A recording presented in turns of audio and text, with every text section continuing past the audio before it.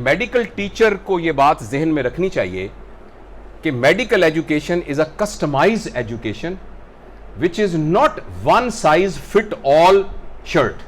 बाजार में मिलती है ना चीजें, एक शर्ट है वो one size fits all. Anwar Masood sahab की नज़म भी है, बुनियान वाली मशहूर नज़म है ना, निक्के नू भी पूरी है तो वड्डे दे भी नाप दी, यानी छोटे के भी आ जाती है बड़े के भी आ जाती है। मेडिकल एजुकेशन इज नॉट मसूद साहब बुनियान। Every student has a different need. हमने कायदे मेडिकल कॉलेज में जब आइडेंटिफाई किए ना बच्चे, शुरू फर्स्ट ईयर आए, आप यकीन करें 300 बच्चों में से निड्जोफ्रेनिक आइडेंटिफाई किए, और इतने बहुत से ऐसे किए कि जिनके घर के अम्मी अब्बा लोगों के घरों में बर्तन मांजते थे। उनको कितनी फाइनेंशियल, अब उनको आप कंपेयर करें कनेड कॉलेज की पढ़ी हुई लड़की के साथ जो कि किसी के घर में तो उसके लिए एजुकेशन को सिस्टम करना पड़ेगा। इसके लिए ये कॉन्सेप्ट है इक्विटी और इक्वालिटी का। इक्वालिटी का मतलब यह है कि सबके साथ एक सलूक किया जाए, और इक्विटी का मतलब है जिसको जो जरूरत है वो किया जाए।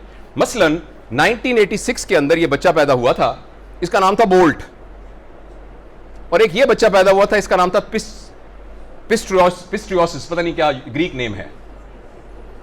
ये भी इकट्ठा पैदा हुआ था, इसकी दोनों टांगे नहीं थी। इन दोनों के साथ इक्वल सलूक नहीं किया गया, इनके साथ इक्वालिटी का सलूक किया गया, और एक ही साल में Bolt 100 metre, he was the fastest man on this earth, 9.8 second में 100 मीटर किया, जिसका मतलब है कि 102-3 किलोमीटर पर आवर की रफ्तार से भागा, और उससे फ्यू सेकंड कम वो भागा जिसकी टांगे नहीं थी, जस्ट फ्यू सेकंड, क्योंकि उसके साथ वो उसको किया गया जो उसको चाहिए था, और इसके साथ वो किया गया जो इसको चाहिए था। तो मेडिकल एजुकेशन में relationship has to be a one to one relationship. जो बच्चा हमारे पास आया 1100 में से 1050-80 नंबर लेके आया है, पता नहीं शहजादा है, एक शहजादी है, पता नहीं एक हीरा है, हमारा यानी कौम का एक बेहतरीन, वो हमारे हाथ में वो गुंडा हुआ आटा आ गया है, उसको हम क्या बना के लेके जाते हैं? उसके लिए हमें अल्लाह ताला ने इज्जत दी है, लोग हमें मेडिकल टीचर कहते हैं। अब मैं गाजी मेडिकल कॉलेज के अंदर मैं असिस्टेंट प्रोफेसर हूं। सर अस्सलाम वालेकुम, आप असिस्टेंट प्रोफेसर, आप सर अस्सलाम वालेकुम। लोगों ने, अल्लाह ने हमें इज्जत दी है, अल्लाह ने हमें उसकी वजह से मकाम दिया है।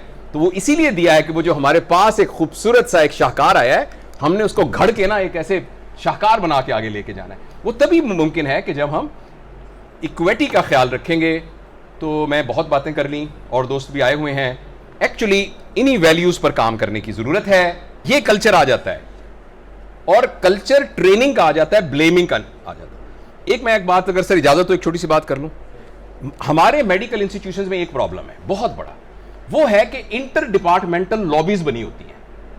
अगर सर्जरी के 2 यूनिट है ना, वो आपस में लड़ रहे होंगे। मैंने तो मिसाल दी है, मैंने बेटा मिसाल दी है, मुझे पता नहीं, मेडिसिन के होंगे वो लड़ रहे होंगे। हाँ, अगर देखें बेटा, लेकिन मैं ऐसी अर्ज करना चाहता हूं, ये हमारे इंस्टीट्यूशन के वैल्यू सिस्टम में इससे ज्यादा घटिया बात नहीं हो सकती कि हम आपस में लड़ रहे हो। बुरा ना बनाइएगा, मैं आपसे उम्र में बड़ा हूं, इसलिए दादा अबू बाजू का ऐसी बात मुंह से निकाल देते हैं। इससे ये होता है कि हमारी फोर्सेस हॉरिजॉन्टली फाइट करनी शुरू कर देती हैं, हमारी एनर्जीज एक दूसरे को निगेट करनी शुरू कर देती हैं।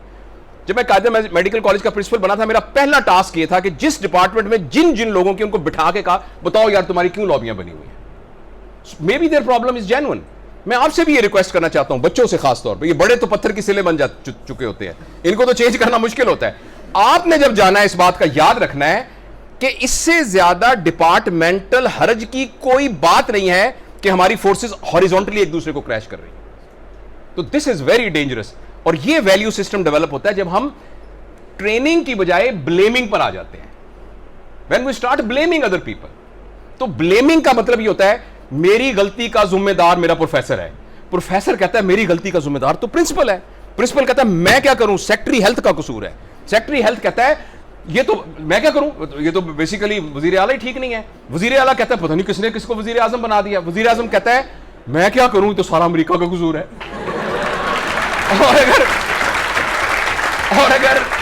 और अगर अमेरिका का भी